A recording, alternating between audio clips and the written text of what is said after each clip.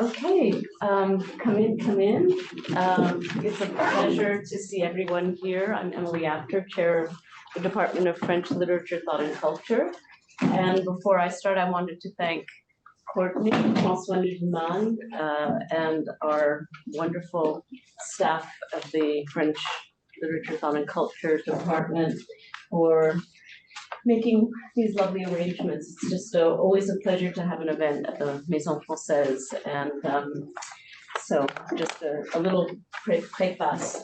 So it's been a true pleasure having Emanuele Coccia as a visiting professor in the department this semester. He has thrown himself into events here at NYU with guest seminars and lectures to our classes, a wonderful talk at the Casa Italiana, a collaboration with Dean Yuna Chowdhury on a play she's co-authoring, and a workshop with graduate students in the department on his forthcoming book on love, family, and polyamory. Having attended actually all of these interventions, I've grown attached to Emanuele's headgear, headgear accessorizing, aviator wraparounds, please take note, glasses and headphones, all set off, my touches of psychedelia and outer space ready footwear. And in honor of him, I'm wearing colors. You know, I usually wear blue. I am wearing colors. I've come to understand that Emanuele is a futurologist, one who marshals the most rigorous scholarly and creative training to think about the futures of ecological thought at the limitrophe and in an expanded field of, here we go, metamorphic, metabolic, symbiotic, microbiomotic, transspecial, and polyamorotic socialities. I managed to get it out.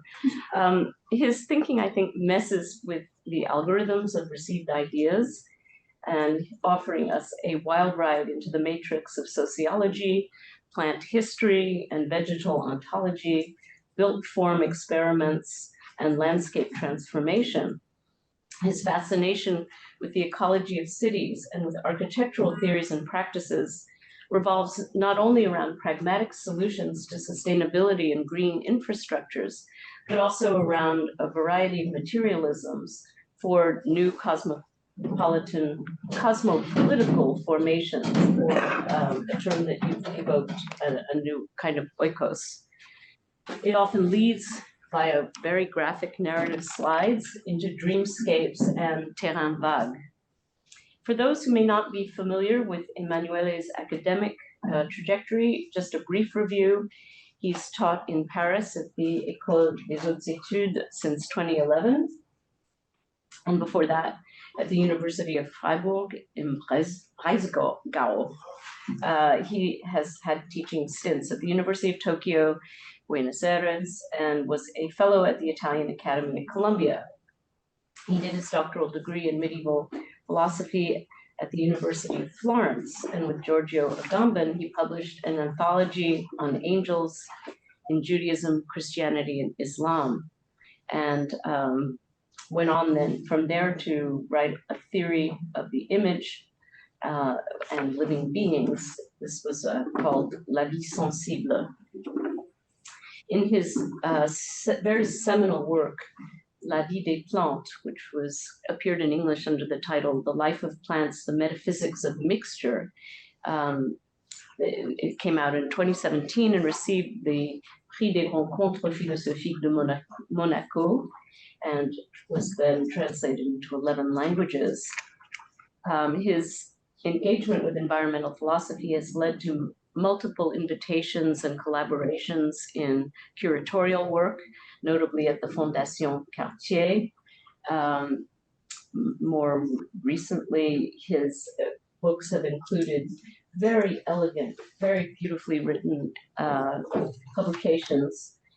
I'll mention Metamorphose in 2020, Modern Alchemy, which co-authored with Viviane Sassen in 2022, Philosophy of the Home, or Domestic Space and Happiness, a wonderful piece I just discovered on efflux called on the topic of hydroreflexivity, called Don't Call Me Gaia. And then this book, I'm not sure what the title is on love, the final title. Have you decided? New Love. What is it? The New Love. The New Love. Yeah. Okay, good. Well, we're going to look out for that. When is that supposed to come out? In Italy at the end of this year, and I mean, I don't know when here in France, probably next year. Next year, okay. So that's Emanuele. Responding to him this evening will be our colleague Isabel Bradley. She joined our department 2 years ago, coming from a PhD at Duke. And her areas of specialization include Caribbean literature, history, and philosophy. Her research and teaching interests, we could say, model a conjoining of Francophone studies, Africana, and environmental humanities, with a special focus on non-human ecological, geographic, and atmospheric forces. And her current book project draws on archival, cartographic, and botanical sources to theorize subsistence cultivation as resistance to conquest and colonization. And she will offer some response and lead the discussion afterwards. So join me in welcoming Emanuele.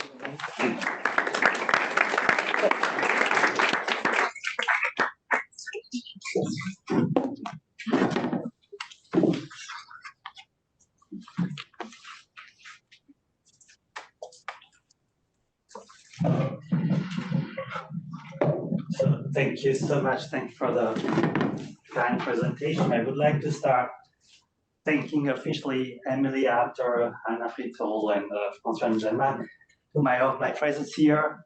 And I would like to extend my thanks also to all the students with whom I had a good fun to discuss during these 2 months. Being here in these 2 months in which the future of the planet has been redesigned and not necessarily toward the best of all possible worlds, has been an incredible experience, and I don't think I'll ever be able to repay you. Today, perhaps more than ever, it's clear that we need to invent a new future, a new vision. We need to list the new reasons why the peoples of the planet want to live together, need to live together, and we have to start building a post-national, post-ethnic horizon in which the very survival of the Earth is at stake. And to be here, this department, this maison, at NYU in general, seemed to me to work in an ideal laboratory in which the present is transformed into an enormous butterfly of extraordinary colors. So thank you so much. So, now there is a problem with the slides, of course. I don't know, lei push? Okay, no, there was like a popping up window. So in July 1974, during the short rainy season, Gilles Clément, a very famous and amazing, incredible French landscape architect and gardener, who has theorized the third landscape, arrived at pygmy camp on the banks of the Dja River near Zouladou II in present-day Cameroon. The mission he was part of was trying to spot the female Papilio antimatus butterfly. It's a huge butterfly, of which at that time there was only one known specimen kept in Paris and another in London. I mean, in the meanwhile, other specimens has been found, and the presence of internet is making stuff also, of course, easier, the work easier.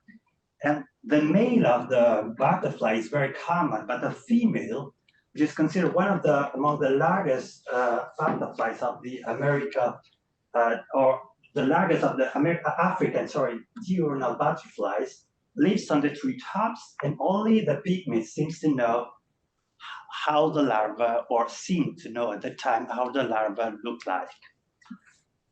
So according to 20th century ethnography, chronicles, as you know, the pygmies were at that time considered among the last nomadic society on the planet, together the Bushmen in the Kalahari, the Fulani in the Sahel, the First Nations of Australia, the Inuit of the Arctic, and few other populations.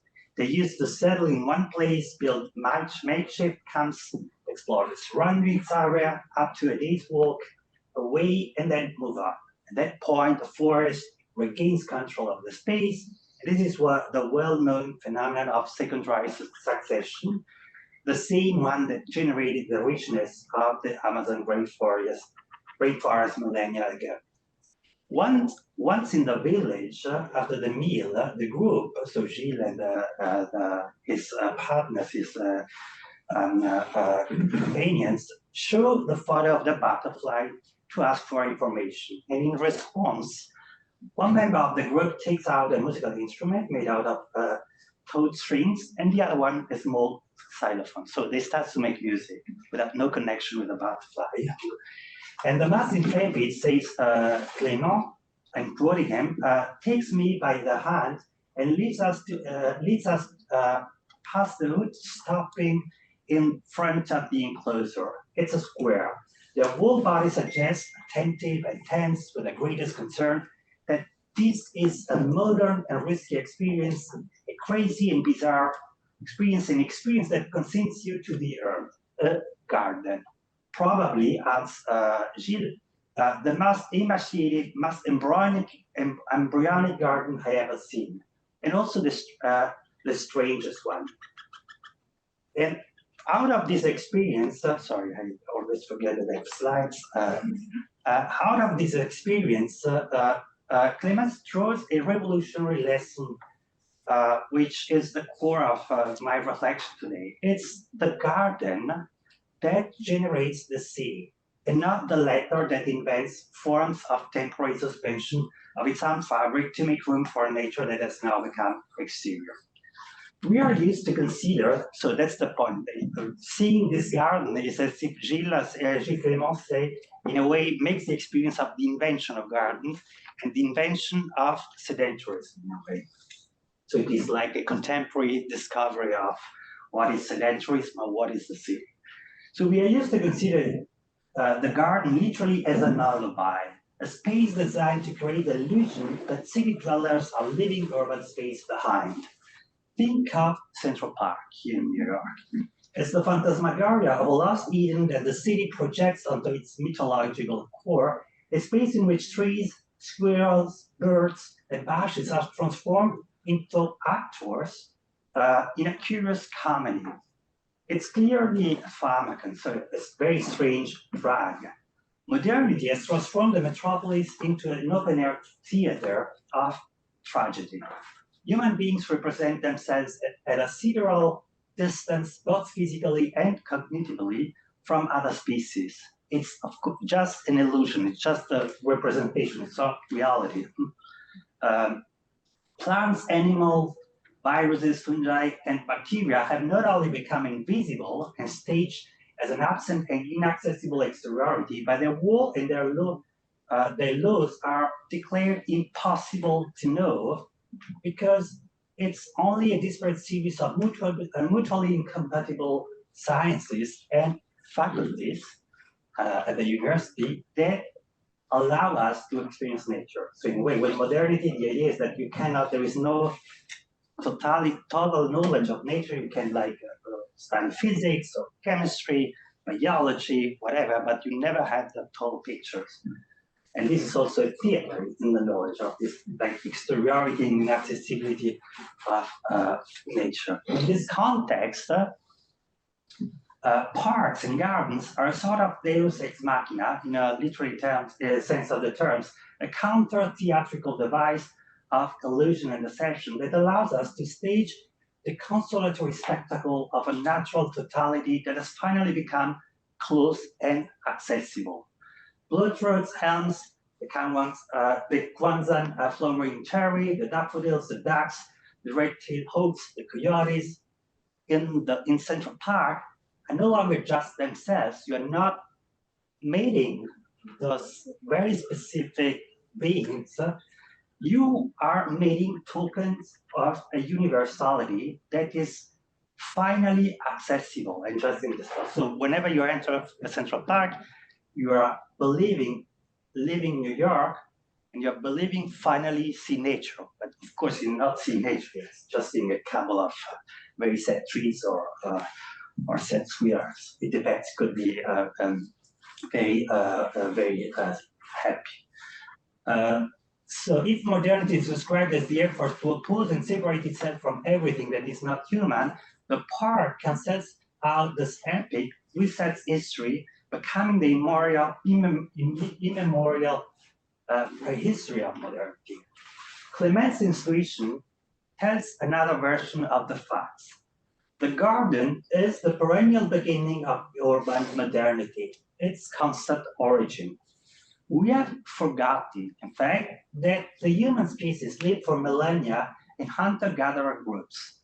We collected what we found, we hunted other animals. We would stay in one place for a few days or weeks, but then we would migrate like birds or wolves.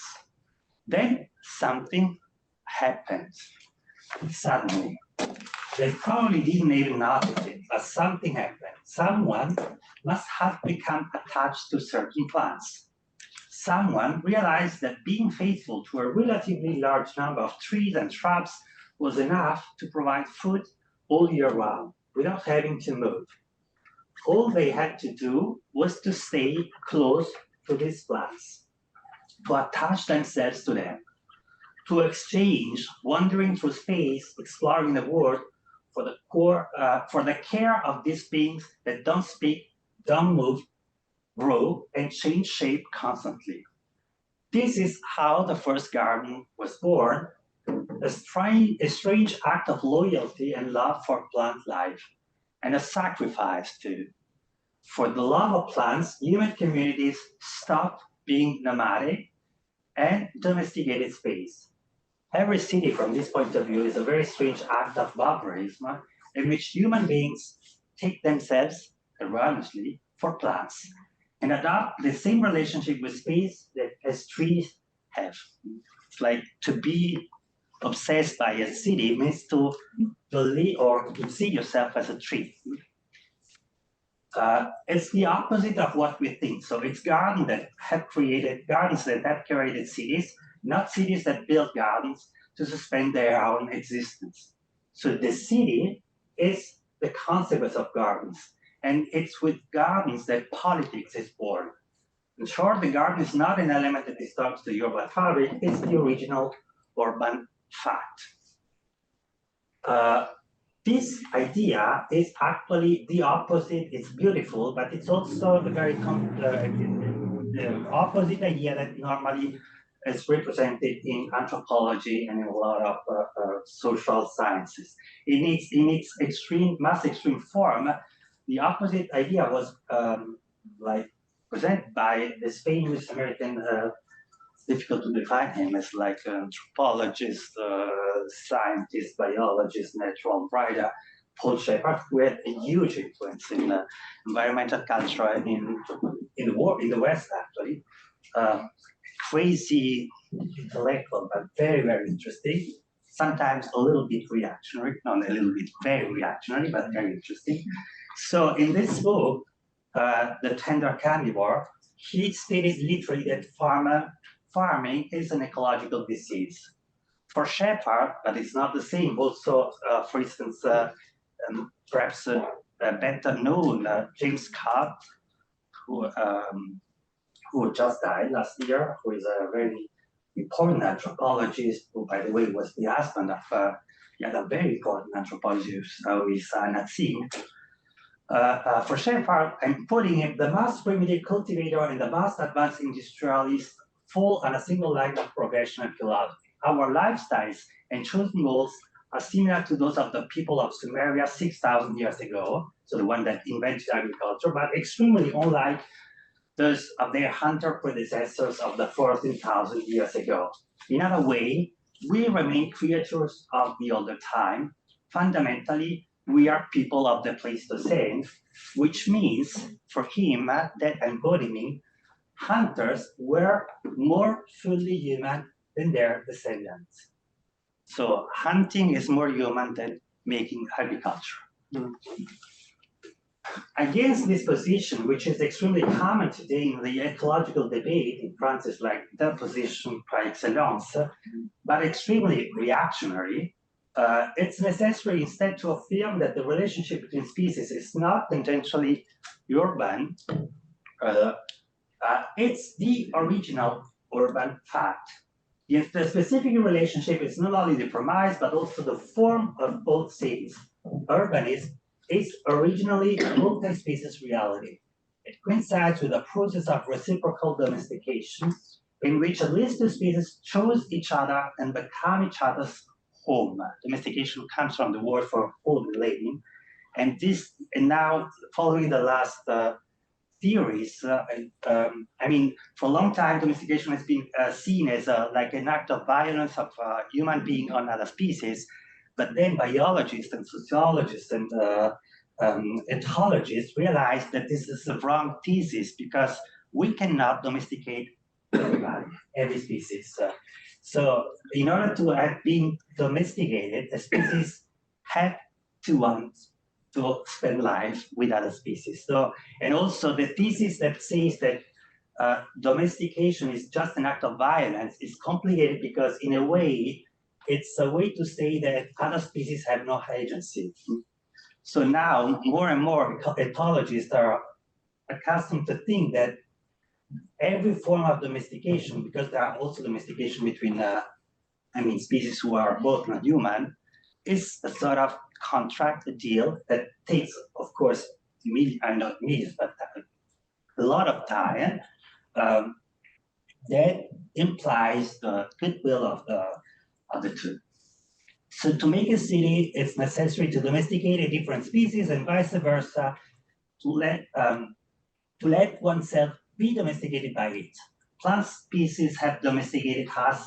They have transformed our species into their new home. And from this point of view, it makes no difference whether we are talking about vegetables or animal species. Every city is a movement that transforms one life into the home of another. Every species produces organisms by associating with others and vice versa. Organism is always a symptom of the coexistence of at least two species. Furthermore, this association is essential also for the physical sustenance of any urban reality. As Caroline Steele and William Cronin have demonstrated, the image of the city, It's okay, continue. the image of the city as a geographical space physically inhabited and occupied by the community of human citizens under the authority of a single administrative power is illusory. So we have to start to think of New York as just a bunch of New Yorkers and the mayor. Actually, Chicago, Paris, Buenos Aires, Beijing, Dakar exist well beyond their administrative boundaries and include, in fact, all the land inhabited by all the crops and livestock necessary to sustain the urban community. So in order to understand what is New York, you should count all the cows, all the pigs, all the apples, all the corn, and so on, and the land occupied by the species. So this is New York. Each city, from this point of view, is an specific agriculture and zootechnical community, or rather an agro-zootechnical project that often removes and exiles the visibility of its potential condition outside its symbolic boundary. This evidence should radically change the very idea of architecture and urban planning, contrary to what Aldo Rossi, the famous Italian architect. The original urban fact is not a form that we impress in a mineral substratum. This relationship, which is often invisible, but it's no less real for that, between between biologically distinct forms of life. And the city is all the more urban, the more relationships it has with other species. From this point of view, the opposition between countryside and city, it's an illusion. Countryside is not the opposite of urbanization, but the reduced and rarefied form of it. Countryside, in a way, is a city where you decide everything. It's very boring to be in the countryside because someone has decided which plants are growing there, with which pace, and so on. Whereby in a metropolis like in New York or other metropolis, this control is not such efficient, or there is no control actually. So it was based on this insight that last year, when I was invited to an artist residency at the house where Piet Mondrian, the very famous Dutch painter and artist who used to live in the beginning of the last century. So I got this residency in this cabin near Amsterdam, where Piet Mondrian used to live for a few years, and where the movement of the style was born. I developed there a two-part project together with Béatrice Grenier, who is director of the strategic projects for the Fondation Cartier. So the first project involved the creation of a series of dialogues filmed within the studio, the Mondrian Studios, which is one of the birthplaces of artistic modernism and modernity, and what does it mean today to be modern, such as architects, financial theorists, philosophers, artists, curators, and entrepreneurs from all the 5 continents of the planet had tried to reimagine a form of multicultural and planetary modernity, trying to think of a new paradigm that overcomes the justified criticism of the post-colonial movements. The second project, which should lead to an exhibition, was a series of workshops with architects and artists coming from China, Morocco, Lebanon, United States, Spain, Italy, Netherlands, and Argentina to rethink the urban fact, starting from this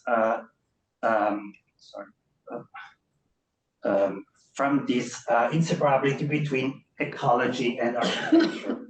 In fact, the key point, once we recognize that it's the garden that creates the city, is that what we have called ecology should in reality be called architecture. If the garden creates the city, then ecology is actually just a new name for architecture. Giving a and why in a more specific way, because giving the form to the relationship with other species means, in fact, thinking about the form of a new city.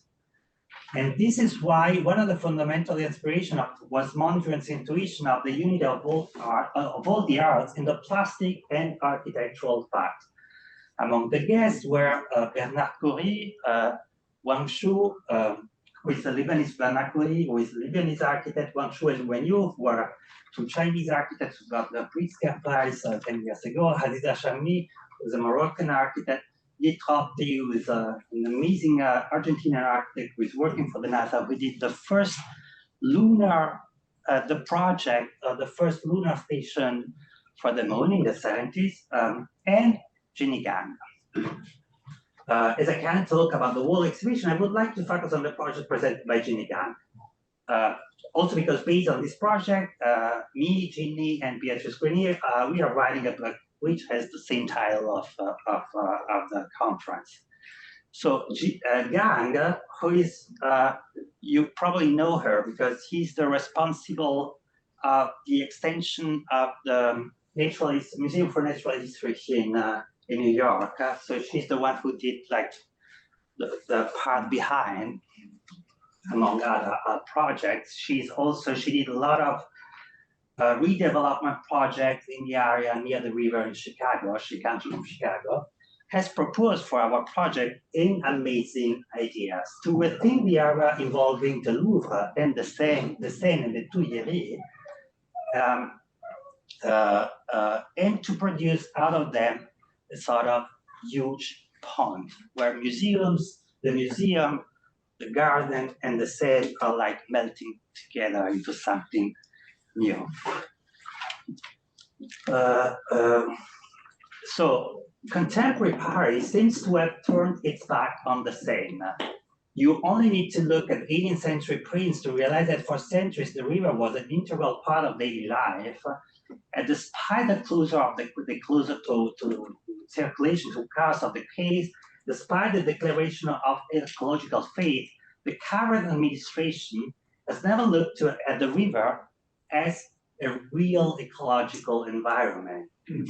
And in a way, if you think about what happened during the Olympic Games, when Anne Hidalgo, the mayor, was obsessed by the project of cleaning the Seine, but this project has nothing to do with ecology, it's just in order to transform the Seine into a huge swimming pool. So it's actually the opposite of ecology.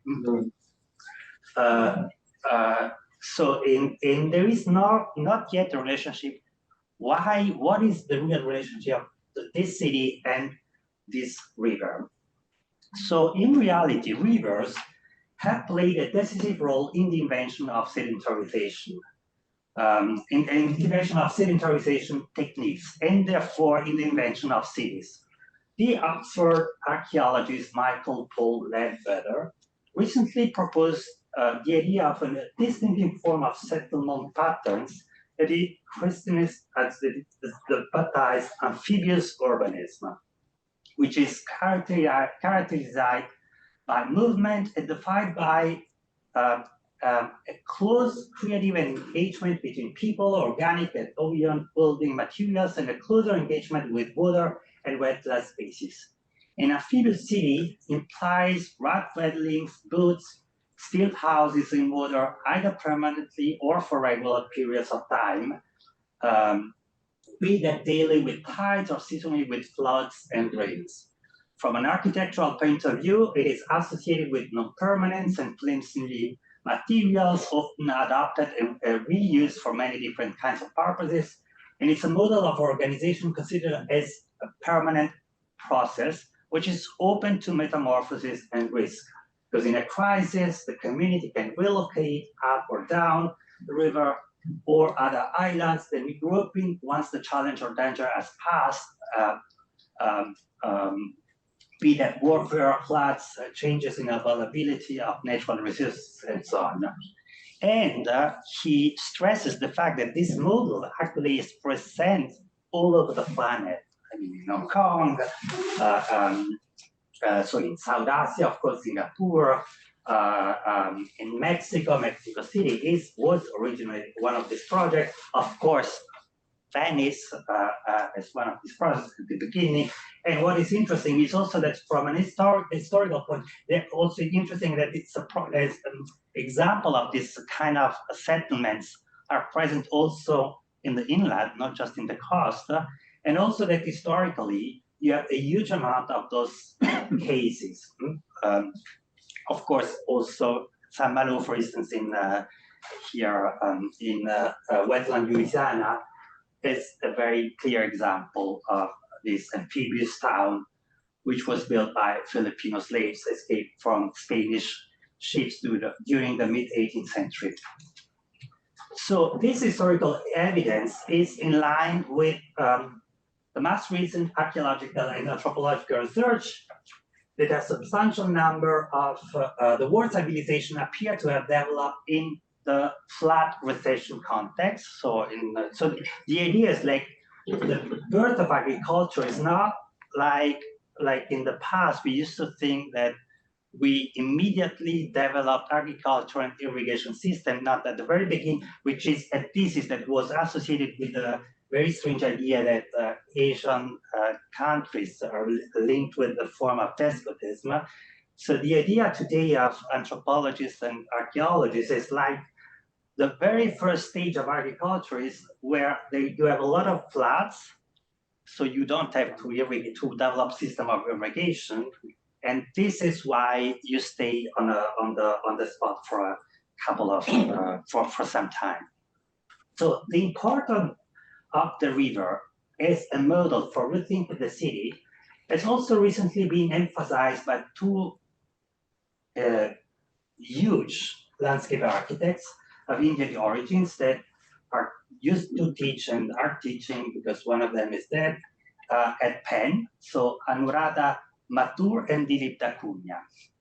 Both, and the latter in this epoch-marking book, The Invention of River, but also in the project they did, have questioned the ordinary model through which we think of the space in general, the Earth. There is, they say, there is a general acceptance that we inhabit a planet we inhabit a planetary surface divided into a part that is drained and another part by which it is drained to the right. Maps label the two parts, land and water. They are questioning this division, which is clear, which is evident for all of us, but actually is totally wrong. So we distinguish the land, even on the map, the land and the water. This water, however, they say, is always appreciated in terms of land, ever ready to give up its place for the land beneath to be reclaimed, ever ready to provide land with moisture, a waste disposal route, transportation, energy, and popularly today, waterfront for real estate development and consumption. So they oppose to this model a new hydrological imagination, one that says that we do not inhabit a surface, but rather a ubiquitous wetness. So there is not, on the one hand, and on the other, water, there is ubiquitous wetness. So rain, they say, and other forms of precipitations are not assumed to fall to a surface as water that forms rivers that run to a sea. It rather deepens a wetness that is already everywhere in the air, earth, flora, and fauna. You know that our body is 90% water, so we are also wetness, moving wetness. The wetness does not flow as water does. It holds, soaks, blows, seeps, osmotes, and transpires, moving in nonlinear and emergent ways to ever-extending holdings of wetness, holdings that eventually become an ocean, an all-encompassing wetness in which there is no such a thing as dryness. There is only wetness of varying degrees. The sea is very wet, the desert less so. This insight changes the idea of landscape design. If, as David Lacuna in another text states, if what we call rivers are product of visual literacy, the literacy that the drawn line separating land from water before they are natural entities, so it's necessary to bring the city back to the paradigm of this ubiquitous wetness. So the idea of Dilip is like the river, we have to abandon this idea that river is a line. It's probably a little bit more evident for the Seine, but if you're taking the Mississippi or the Ganges, of course it's not a line, it's just the density of a wetness which is all over around. So how to rethink cities from this point of view, from the point of view of ubiquitous wetness? This means, first of all, think about the city through meteorology, weather. First of all, it's a question of abandoning geographical obsession. So the traditionally imaginary of presupposed by the modern political project tends to conceive a human being as a being of the earth. I'm quoting a Nazi, very famous political thinker whose name was Carl Schmitt. I'm quoting him. So a human being stands, walks, and moves on the earth, which is firmly anchored. It's this point, it's their viewpoint, and their base. It's through the soil, through the ground, that human being receives their viewpoint.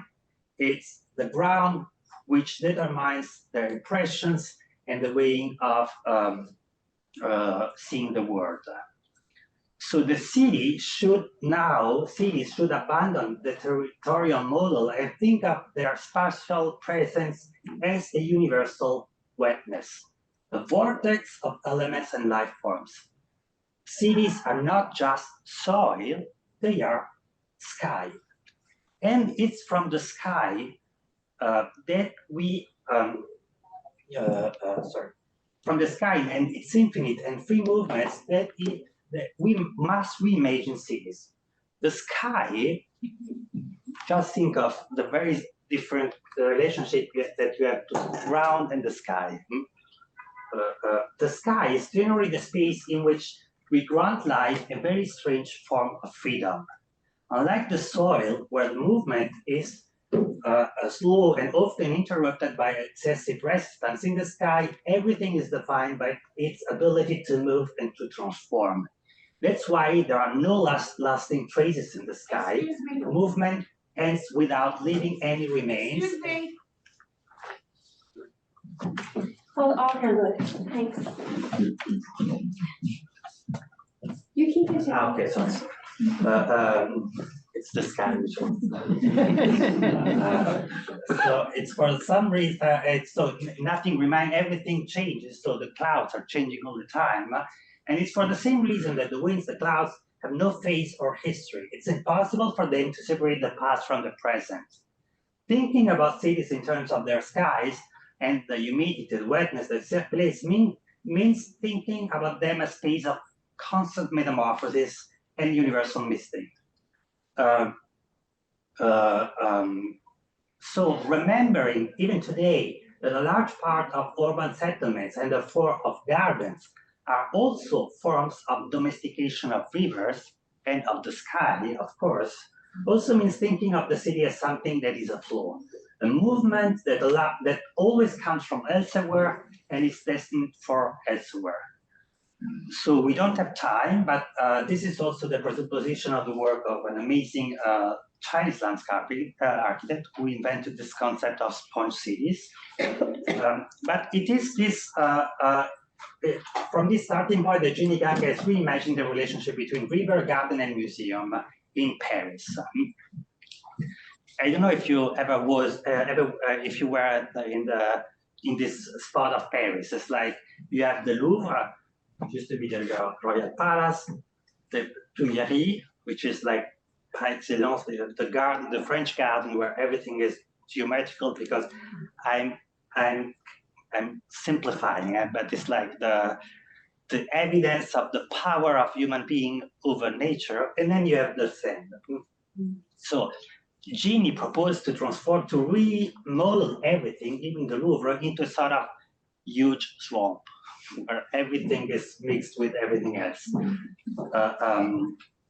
So in this space, the classical paradigm of architecture is expressed. The space is divided up in such a way that not only to art, therefore city, nature, and river occupy portions of reality which are impermeable to each other, but within themselves their life is ordered through geometry. Against this model, Studio Gan proposed adopting this pond model, this swamp model. So what is a swamp? What is a pond? Einar Naumann and François-Alphonse Forel had already shown a century and a half ago that a pond is an association of species defined by an ephemeral and unstable character, and by the fact that it's an association open to any chemical and ecological transformation. It's like everything can happen. So Studio Gan seems to suggest that we should think of the Louvre, the place where Paris claimed to become the pinnacle of the arts, and the stabilization of the past in a canon, in the form of a space open to infinite transformation. Now, beyond the provocation, it's really because of that very beautiful. Beyond the provocation, it's interesting to understand why we need to rethink the river, the museum, and the garden as a single complex. The river museum would be the place where art becomes meteorology, a space of freedom where the path of a culture becomes a cloud and not and movement, and not a patrimony, not heritage. The patrimony becomes an infinitely malleable body from a semantic and physical point of view, because it's in fact in the museum and only museums that even the consistency of a patrimony, patrimoine, is called upon and defines the mobile and non-Euclidean geometry. Now, if it wants to become a cloud, does the museum also have to transform itself into a garden, and why? First of all, so why the museum should become a garden? First of all, because of the reason we stated at the beginning. So not only if a museum becomes a garden, it can break down the same division between city and nature, but it can truly grasp and exhibit the force and the gesture that each time generates a city. By becoming a garden, the museum itself becomes the origin and the city. and not only its future. This transformation of the museum into a garden was in fact theorized. It's not just me, or it's not just Jenny Gang. It was theorized by one of the greatest urban theorists of the last century, Patrick, I don't know how to pronounce it. Geddes, yeah, thank you, Henry. Before Kevin Lynch and his theory of the need for cities to become imaginable, therefore to disseminate forms throughout the body and make them visible as a habitable and walkable totality, sort of urban cosmography. Kevin Lynch published an amazing book in the 60s where he said a city can become a city where, when the experience of it, gives you all the time an image of the city. So it becomes visible on every single spot. Before Lynch, Geddes speaks in his writings about museums as the place where the city becomes an index of itself. For this reason, and he says cities must have this index of contemporary, not just of the past. And that's why, for instance, for him, the Paris exposition of the 19th century surpassed, according to me, even the Louvre at its best, because it was like a moment where the city showed itself and its future. La grande exposition universelle de Paris. I don't know if you ever saw images of this moment. It's amazing. There were a lot of pavilions built, by the way, along the Seine. In an unpublished text in an unpublished text dating back to 1902, Geddes calls this metaphysical movement in which a city, or in which cities and museums coincide in a space which is more similar to a garden than a real building. He calls that the index museum. And he writes a lot of texts about how to imagine this index museum in a city. In Geddes' words, the index museum is a sort of immense encyclopedia graphica in which all culture and all human life and all non-human life coexist in the same space. It's not just a building, it's not just a portion of the ground. It says it coincides with all the media that host images of the reality. That's why it speaks of Encyclopedia Graphica. So at that time, the main medium was paper, and Geddes says or theorized the unity of library and museum. So the museum should be also a library, an infinite library, Borgesian library, so to say. I'm quoting him, it may seem paradoxical to suggest that the museum may be thought out on paper with a specimen at all, but after all, that's not everyone accustomed to plans work out its building to scale and measurement on paper without touching either stick or stone. And of course, today, we could say that the museum is both a building and digital space without any interruption. So in a way, we could say that actually a museum is actually also here, but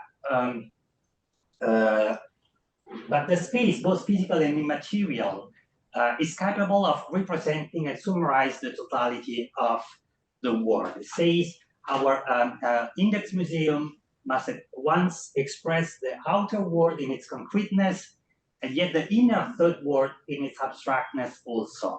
It's on one side, a miniature of the exhibition, yet also a materialized presentment of the classification of art and sciences. And precisely because it tends to embrace the totality of human and non-human life, the Index Museum has a relationship of asymptotic coincidence with the natural geographical space. Here comes the very beautiful idea.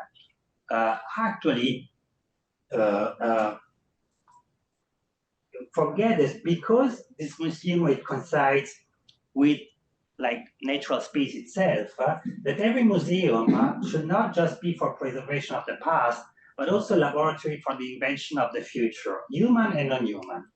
For him, the ideal museum is, I'm quoting him, a museum in which the motive is no longer the preservation of a variety of spatial collections each artificially isolated from the living wall of nature, but the presentment of nature itself in its most characteristic aspect and regions. A museum not primarily of geology, botany, natural anthropology, and so on, and yet of the whole of this within the living unity of nature, scene by scene. In short, a museum of geography. So in a way, the museum almost coincides with the geography of the current. From a certain point of view, this reciprocal dissolution of gardens and museums is something that has progressively emerged in Western reflection on gardening.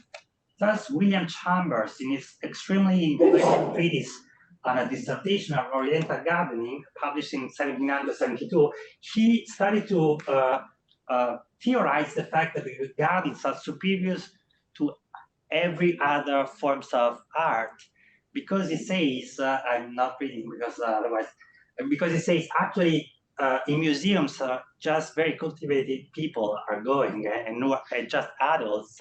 Gardens attract everyone. So from a cultural and social point of view, museums are attracting a more universal form of public. And that's why they are the most important form of art. It is as if only by becoming a garden, art could become universal. Only as garden, arts can touch every consciousness. Conversely, the garden, rather than being the evidence of a human formation of the human life, seems to be the place where the universal becomes landscape, the form of space, and not just an abstract concept. One could say that the space of a garden is this universality made sensitive. It's, in a sense, a universality born to join reorganization and metamorphosis of space and time. This is actually an idea that also, I'm concluding, this is an idea that Gilles Clément, that I put it at the beginning, has named the continent théorique, so the theoretical or speculative continent. In which sense, actually? And the expression comes from a German, one of the father of German ecology, compromise with Nazi culture. So to describe this experiment, so it's very simple what he means. But and before reading what he says, I explain. Every garden, in a way, is actually, if you think about that, every garden, by definition, is taking life which used to be elsewhere on a single spot. In a way, every garden is an artificial union of not just trees, of forms of life, a spot of the earth which used to be separated. And what Clément says, this is a little bit like the Pangea. So this is like the movement of tectonic plates which are connecting again continents which were separated. And he invites to make this thought experiment. Imagine that a distinction is created between Robin's acacia in the Jardin des Plantes in Paris and its American congeners by drawing a line across the Atlantic. Imagine if this were the case for all species. A dense network could then be woven around the globe, tracing all compatible relationships. It would be a new continent, and a speculative continent, the one that humanity is building right now. Each garden doubles the compatibility of life between two spaces and therefore immediately produces a relationship of coincidence and virtual migration between two spaces. It's as if it were redesigning the planet based on the unity of past and future migrations, as if each garden was designing a new Pangea in which the proximity and distribution of places is no longer a function of longitude and latitude, but only of the possibility of associating and sharing the same life. It's the planetary sociability that defines the shape of the planet and not its geographical structure. The garden seems to radicalize the universalism of museums and at the same time transform it irreparably. It is as if each garden represented a sort of geographical synthesis as well as a biological one, simultaneously rendering all the biomes of the same nature coming from different continents, but each time fused into one. Places separated by latitude and longitude becomes biologically inseparable. This is what happens in Garden. This unity, this continuity is not a transcendental one. It is produced by gardening, by mixing. That's why it's beautiful, this idea is that, in a way, saying that gardening, the practice of gardening, this produces this new Pangea, and that is unifying the earth.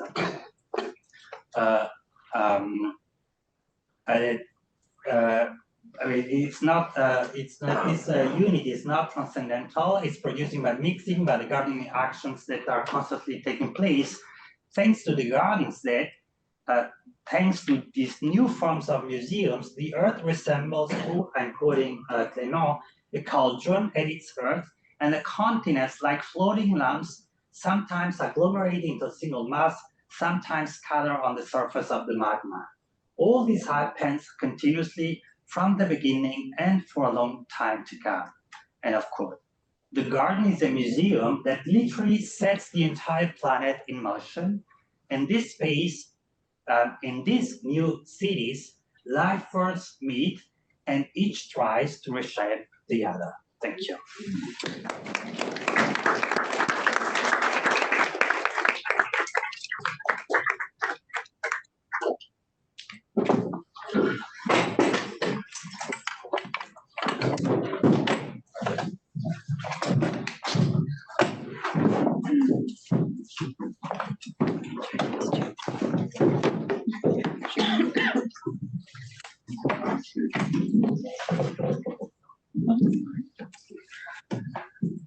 I feel like I need to just take 2 seconds to breathe for a minute. Thank you, Emanuele. It's been a treat to listen to all of your talks and to now be talking with you in responding to your most dense presentation yet. I would like to briefly start because for me, seeing this current project and hearing you after having read La Vie des Plantes in my graduate school years and really having had that text be such a formative one for me, I would like to quote from that briefly. So maybe we can begin with thinking plant life. I know we are now moving into hydrologics and rivers, which is out of my depth, no pun intended. But so to begin with plants, and then maybe to ask you a little bit more about the cosmic dimensions of this new project. So in the life of plants, this is from the preface. So the book is about plants as world-making entities, as cosmic creators, as architects of the universe. And you write that plants seem absent as though lost in a long, deaf chemical dream. They don't have senses, but they are far from being shut in on themselves. No other being adheres to the world that surrounds it more than plants do. Plant life is life as complete exposure in absolute continuity and total communion with the environment. Plants embody the most direct and elementary connection that life can establish with the world. And I heard a little bit of that today, the echoes of sort of human urban experience as in fact adopting the modes of relating to space of a tree. But I do study plantations and I do study domestication as violence. So your presentation, as always, sort of flipped to my usual analytics on their head. And yeah, I guess my first reaction, and I also have to admit that I reacted to these 2 words that you've chosen in your title, nature and museum, with a very sort of, those are front terms in these times, and I know you know that. But what to do with this multi-species reality as an urban fact, my brain goes to this drive to homogenization and ecological and human simplification, market values, what to do with markets and monocultures, what to do with the capitalist commodification of water, for example, when we are talking about ubiquitous wetness and this new project of gene again, which I didn't know about. And I maybe will stop there for now. I, first of all, also had never heard of a critique of a museum that involves transforming the museum into a swamp. So that was new for me. Thanks for that.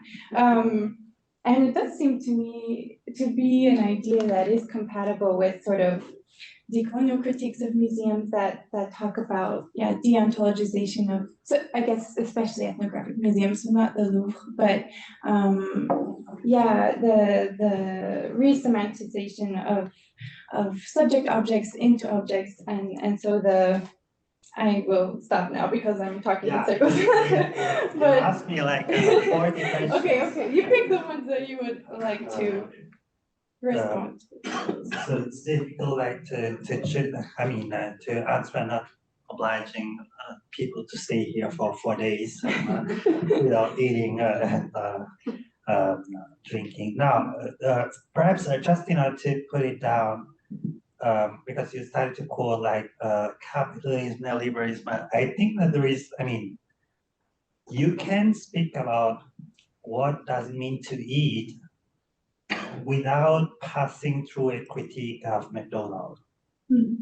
So we can speak about like river and all, it's not that we can, we have to.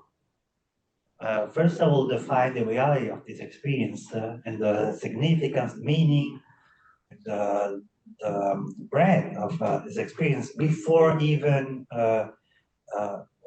like tackling the why and how this experience has been deteriorated by specific social conditions which are specific to certain parts of certain communities of a country or the planet and so on. So that's why I would say what I'm doing is like a previous reassessment of this, what do we call agriculture? What do we call gardens? I think we have to, first of all, not to put agriculture immediately, has been done for a lot by a lot of anthropologists and archaeologists as the beginning of hierarchy, power, domination, capitalism, and all that. Also because in this kind of reports, it's just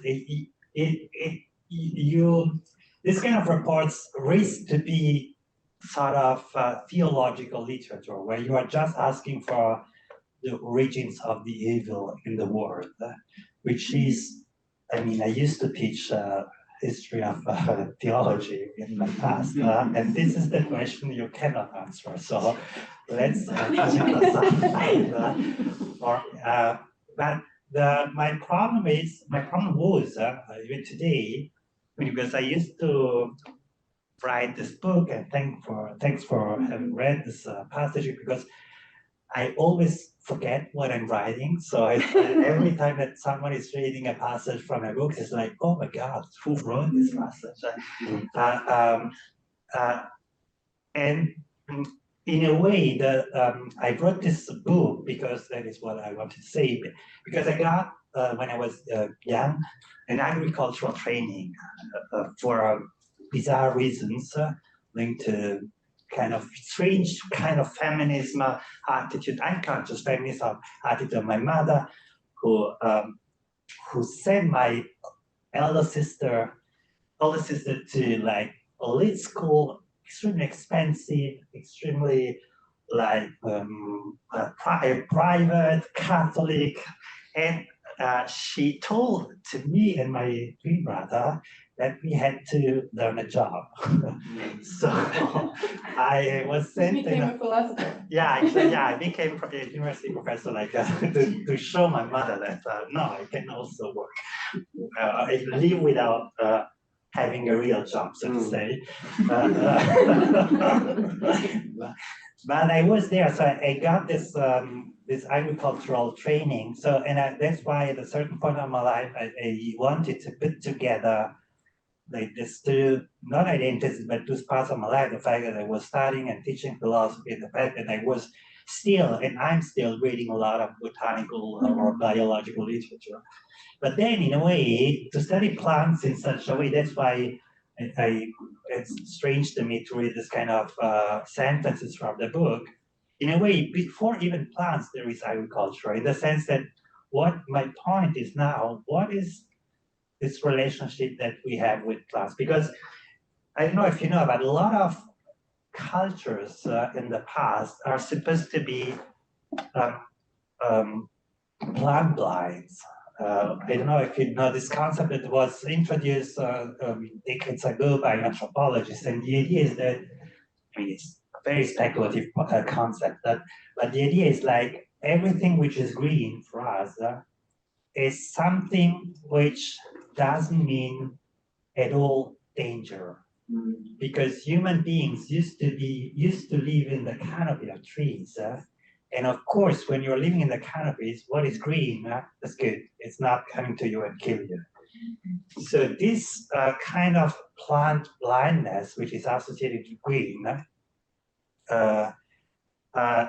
is in a way also more serious in the sense that, for instance, a lot of cultures, if you think about that, let's say I make this example because they are well studied, and the cultures, the Amazonian cultures are plant blind in the sense that plants are actually not so relevant culturally. If you're reading, I don't know, there is this amazing book written by an anthropologist and a shaman, which is title is The Falling Sky. By the way, there is a film on this book now running at the MoMA.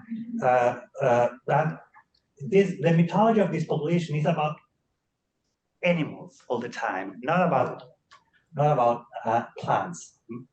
So plants, in a way, comes to in front of us when we had suddenly to have a daily, constant relationship with them.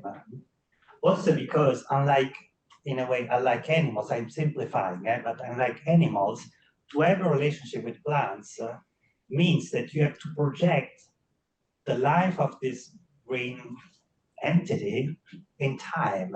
You have to know when the fruit is coming, how long this branch or this shrub is living, and so on. So that was the point. It's like no more speaking about plants, but to speak about this kind of association, which is a very strange one, which suddenly our species developed with some, very few species. But then through those species with every form of member of vegetal kingdom, so to say. So, but that's just to finish. That's why I think it's before even speak about plantation and violence, we have to focus a little bit about what happened at that moment. And of course, we cannot read witnesses. There are no experience. Nobody has written about this, but we can imagine what is happening. There's a form of speculative reflection of what does it imply, what does it mean, what does it imply to be obliged to live all the time with an apple tree for years. Beautiful. I think or horrible. Yeah, I don't know. To have this training meant also for me to live. Living in the countryside as a peasant is also the hell. It's not just this beautiful. In the winter when it's cold like this winter, there is nothing. It's not so. not so.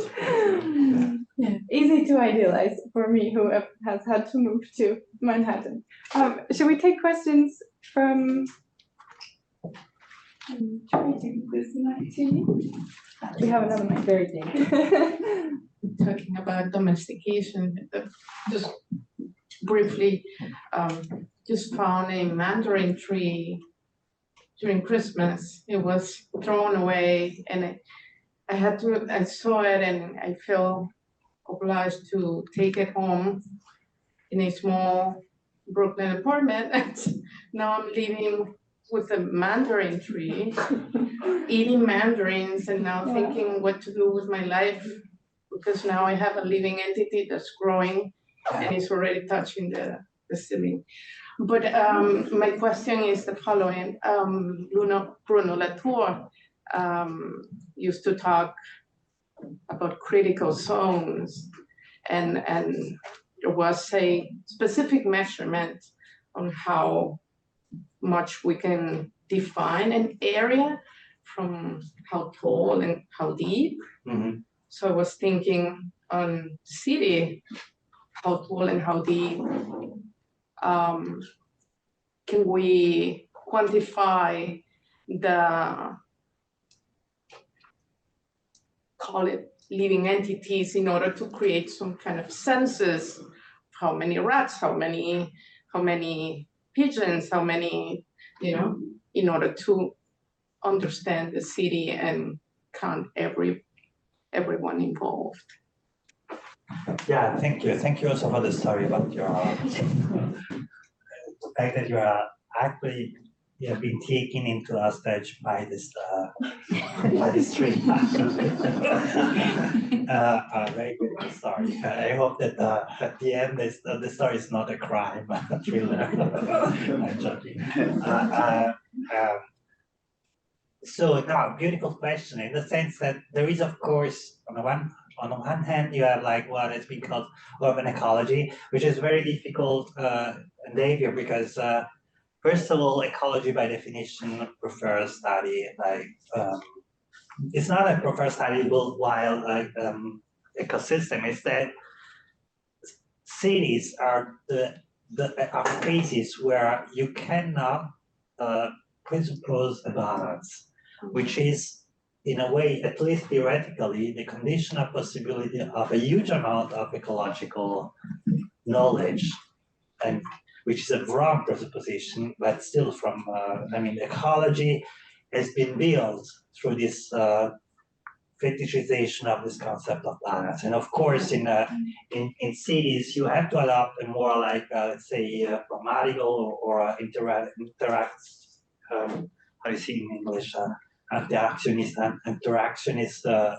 model of but beyond this kind of and there is a huge lack in the sense that at a certain point I wanted to know how many fish are in the Seine, are living in the Seine, and it's not that it's easy to have this kind of information, which is strange. The fact that you don't have for a city like Paris, like constant, like phenomenological like panorama of how many fish, how many. But beyond this kind of scientific inquiry about like how many non-humans are in a city, I would say that there is another task which is more interesting and perhaps more closer to what normally in this kind of department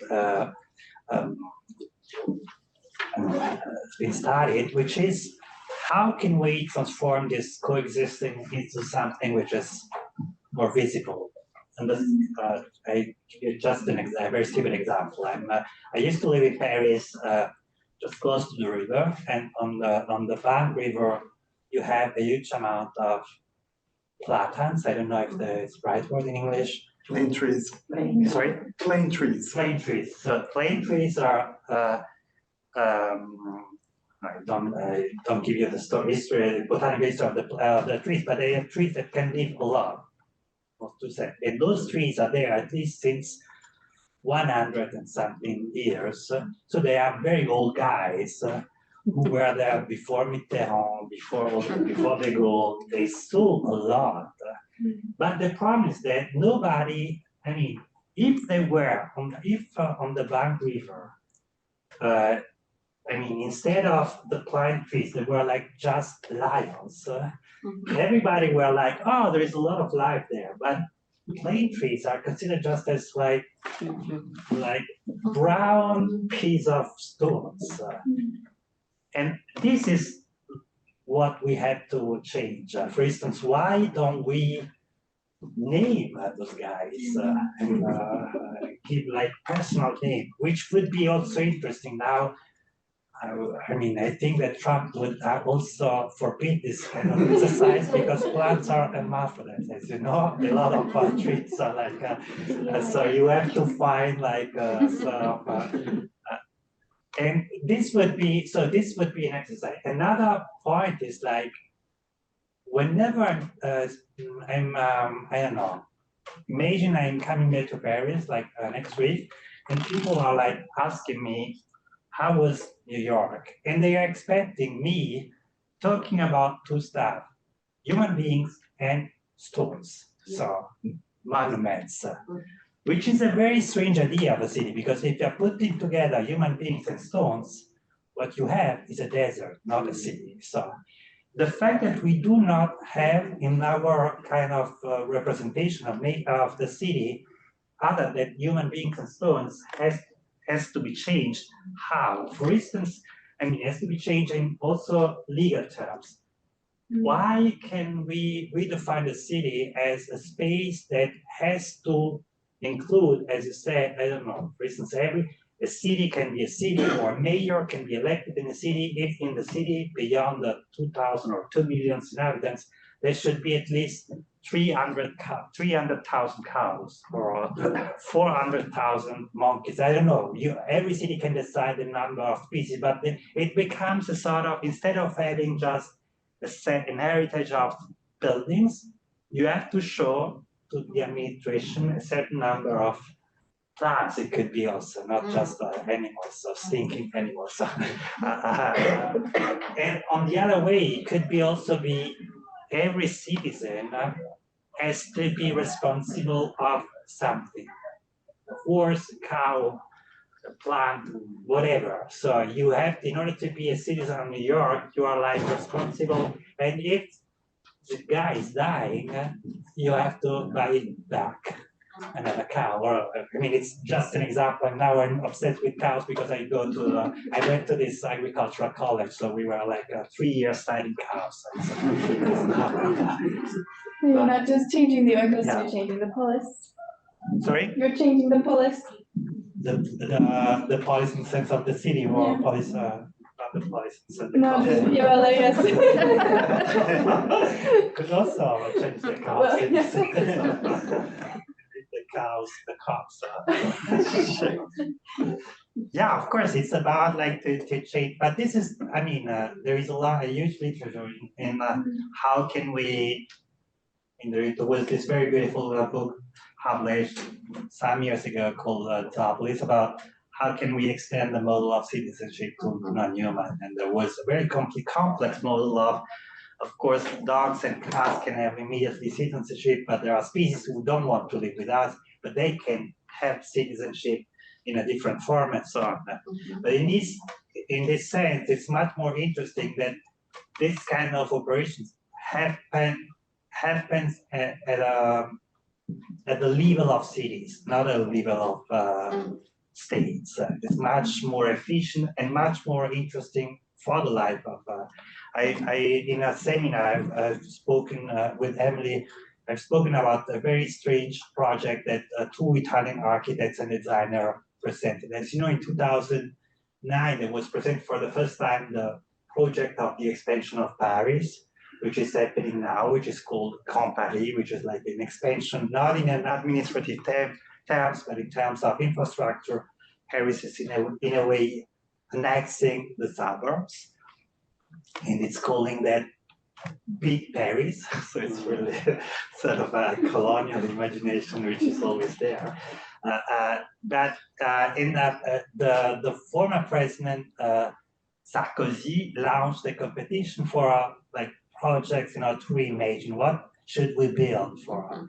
And two Italians architects. One is like one of the main characters or protagonists of the season of the Radicals, Andrea Branzi. The other one is someone who is still alive.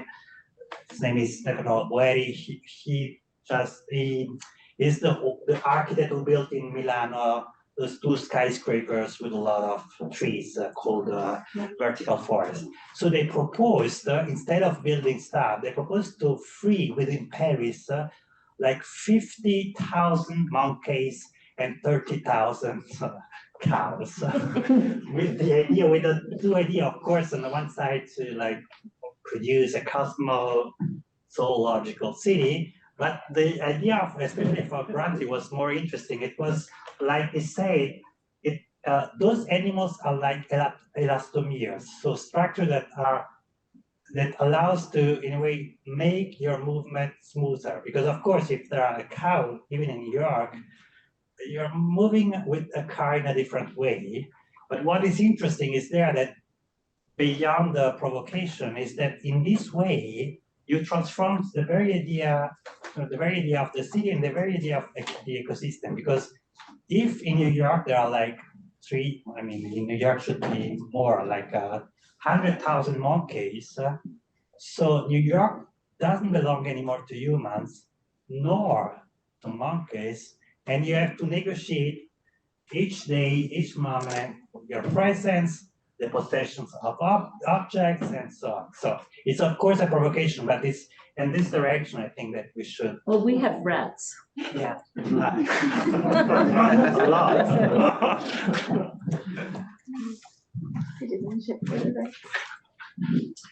Yes, thank you very much for your talk. When you will come back to Paris next week, you will be asked about people, you're right, humans.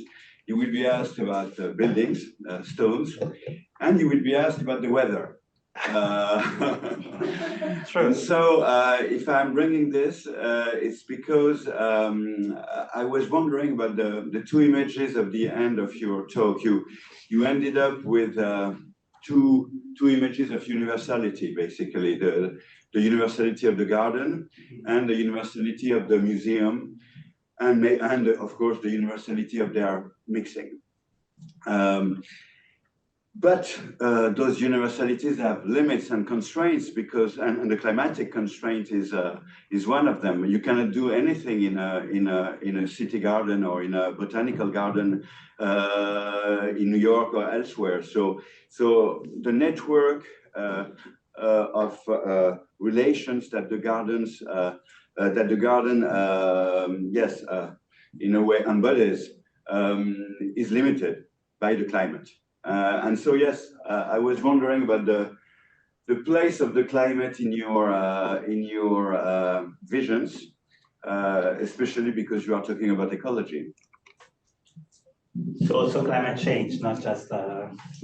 Yeah, if you want. So in a way, just in order to clarify, Clement's idea was actually, for instance, as you know, plants are moving all the time. For instance, I grew up in Italy, and Italy used to consider, or Italians used to consider their identity linked to pasta, with some others. But this is something which has nothing to do with Italy in the sense that wheat is coming from Middle Orient or from the fertile. How do you say in English? Croissant, yeah. And tomatoes are Americans, of course. So what did, in this sense, every form of cuisine is this form of multicultural mixing. But what did it mean? What did he mean? Is that whenever you are cultivating tomatoes in south of Italy, you are producing a sort of biological bridging of South America and Europe, which in the body of the tomatoes are together. So that is his point, which is interesting. So the living organism through agriculture and gardening, they are in a way unifying not on a geological level, but on an ecological level, continents which are separated by the geological destiny. So this is the point. Mm-hmm. So that's why, the question is not necessarily to overcome the climatic condition, because you take every single spot in the earth, you can find another spot, more than one spot, which has the same climate. So you can really find a sort of partial form of universality, or you are denying the absolute locality, which some people are like claiming. So that's the point. Concerning climate, more specifically, I mean, today, I mean, since a while, the climate has changed for our agriculture has changed climate in the sense that people invented greenhouses and it changed everything. Now, I don't know if you know, but one of the perspectives for several reasons would be the like domestic agriculture, where you have like plants living in your apartments and not necessarily, but this is not necessarily linked to capitalism or a neoliberal reshaping of the world. In a way, first of all, it's important to know that plants themselves are changing the climate. So there was a couple, now a little bit more, I don't remember the date, but some years ago, there was a paper published by one of the scientific magazines that where a team of scientists proved that actually it's not that because of rains the Amazon like developed, it's the other way around. It's the presence of this forest that produces or triggers this amount of rain or precipitation. This is important, so to say, because the climate is not necessarily like in the idea of Montesquieu or in the 19th century, like the transcendental element which is defining like the condition of possibility of life on a spot. It's the other way around. It's what is happening on this spot which is producing this climate. And this is, by the way, the very definition of the climate crisis. It's not that the climate has changed out of the blue. It's because of what we are doing, the climate is changing. But this condition is not just a human condition. It's like living beings has this ability of changing radically and on a planetary scale the climate around them. So from this point of view, no, I do claim a form of universality because of climate, everything is in everything, and you can, in a way, change from a local point of view condition of the totality, so to say, not the totality, but of the planet. Let's say. You know if it's. I think we are just about out of time, but thank you, Emanuele. Thank you.